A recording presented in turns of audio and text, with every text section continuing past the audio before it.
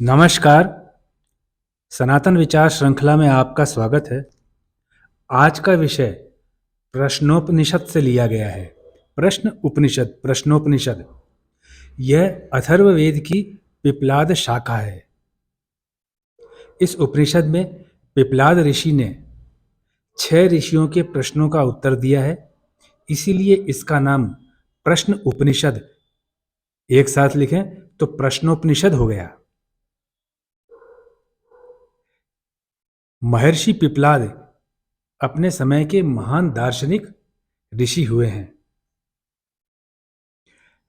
जो 6 ऋषि इनके पास में प्रश्नों के उत्तर के लिए आए, उनसे पहले ऋषि ने कहा, आप लोग 1 वर्ष तक मेरे आश्रम में ब्रह्मचर्य के पालन के साथ में रहिए। जो तपस्या मैं बताता हूँ वैसे तपस्या कीजिए। उसके बाद में आप मेरे से प्रश्न पूछेंगे तो मैं उसका आपको उत्तर दूंगा। जिन प्रश्नों का मैं उत्तर जानता हूं उन्हीं का मैं दूंगा, जिनका उत्तर मैं नहीं जानता हूं मैं और आप मिलकर के उस प्रश्न के ऊपर चिंतन करेंगे। ऐसा महर्षि पिप्लाद ने उनसे प्रारंभ में ही कह दिया। जिन प्रश्नों के उत्तर इनको नहीं पता होंगे वे 6 ऋषि और महर्षि पिप्लाद बैठ करके उस पर चिंतन करेंगे, क्योंकि उपनिषद का सार्थ यही है। जो 6 ऋषि इनके पास आए थे वे इस प्रकार से थे। ऋषि भारद्वाज के पुत्र शुकेशा, दूसरे थे शिव कुमार सत्यकाम, तीसरे ऋषि थे गार्गे गोत्र के सौर्यायणी, चौथे थे कौशल देश के आशुलायन, पांचवें थे विदर्भ देश के भार्गव और छठे थे ऋषि कात्य के प्रपौत्र कबंदी। इस प्रकार से 6 ऋषि इनके पास में आए। ये 6 ऋषि 1 वर्ष तक ऋषि पिप्लाद के आश्रम में ब्रह्मचर्य का पालन करते हुए रहे और इन्होंने 1 वर्ष के बाद अपनी अपनी जिज्ञासा को बारी बारी प्रश्नों के माध्यम से पूछा।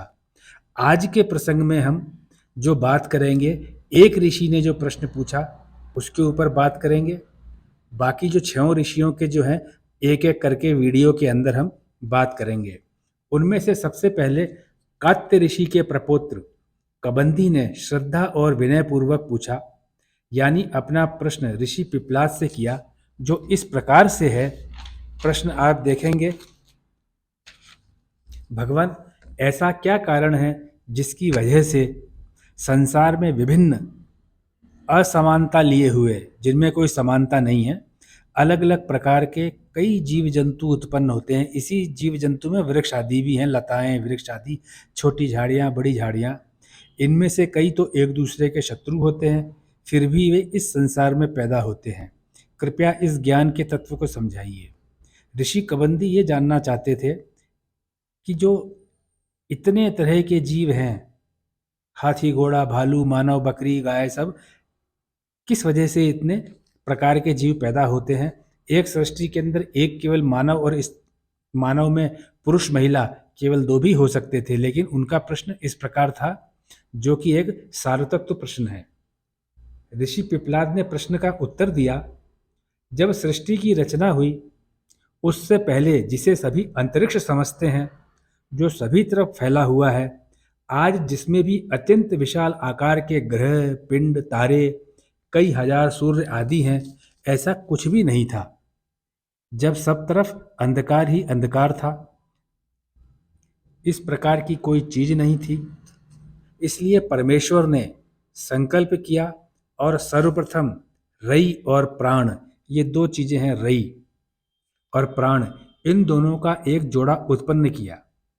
रई और प्राण ही अलग अलग भिन्न भिन्न प्रकार की सृष्टि उत्पन्न करने के योग्य हैं।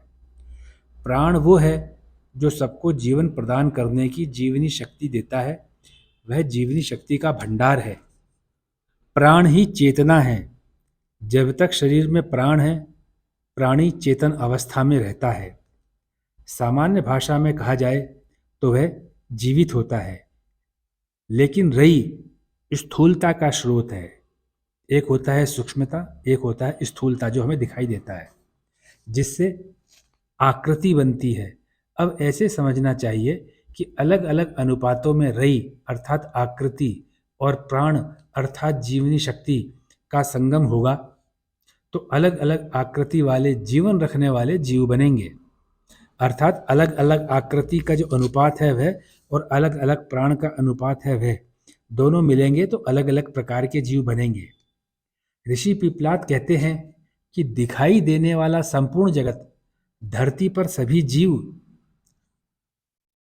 दोनों तत्वों प्राण और रई के संयोग या सम्मिश्रण से बने हैं।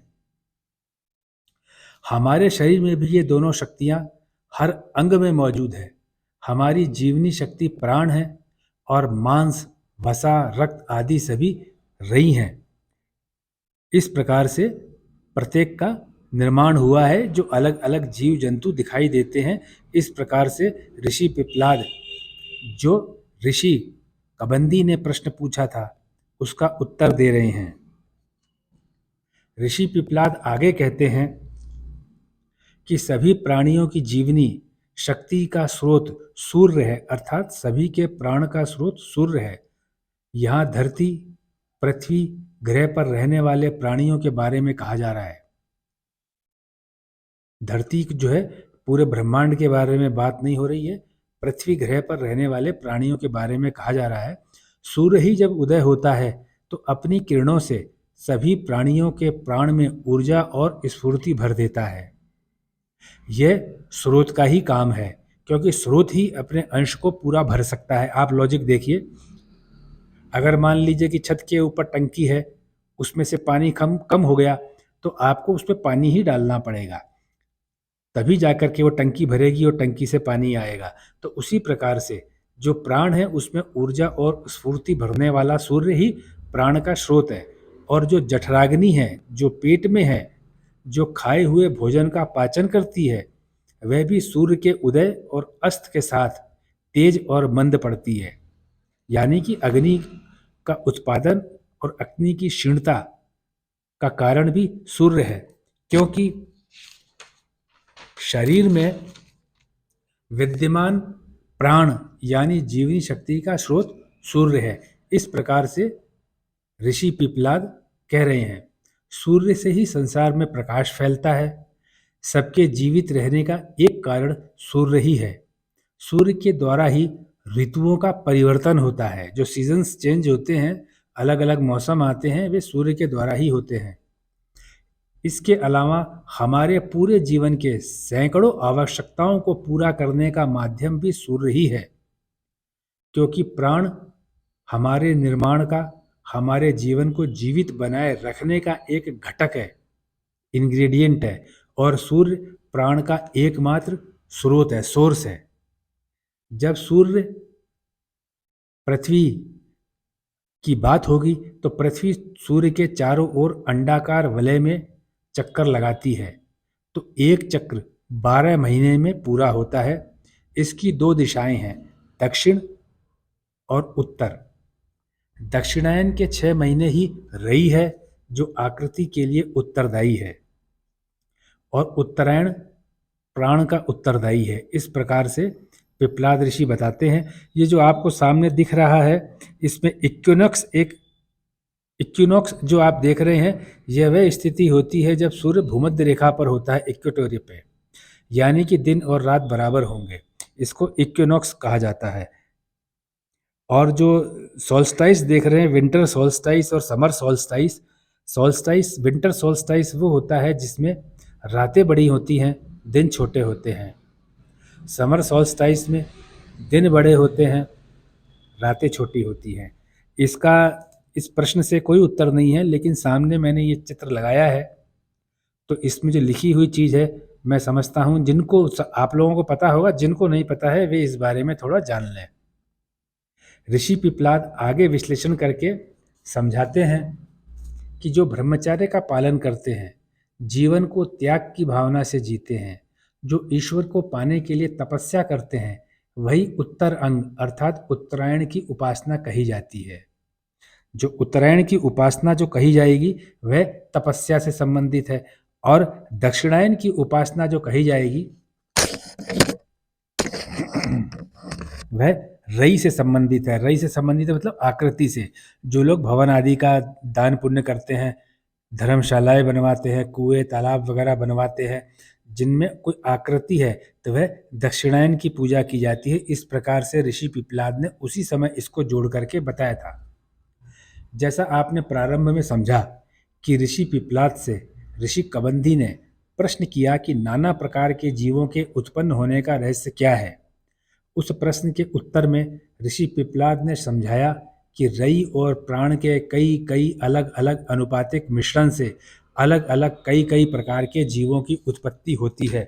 तो यह एक समग्र विषय है, कूट विषय है। इसके ऊपर प्रश्नोपनिषद के अंदर, जो कि अथर्ववेद की पिप्पलाद शाखा के अंदर आता है, वहाँ से ये प्रश्न हमने लिया है।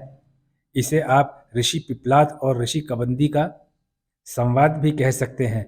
प्रश्न बहुत सुंदर है और उत्तर भी उतना ही सुंदर ऋषि पिप्पलाद ने इसको दिया है। आप जानते हैं कि उपनिषद तो एक तरह से डिस्कशन है, वार्तालाप है, जिसमें चिंतन के द्वारा उत्तर तक पहुंचा जाता है। यह रुचिकर अंश प्रश्नोपनिषद जो अथर्ववेद की पिप्पलाद शाखा है वहां से लिया गया है। अपना बहुमूल्य समय देने के लिए धन्यवाद।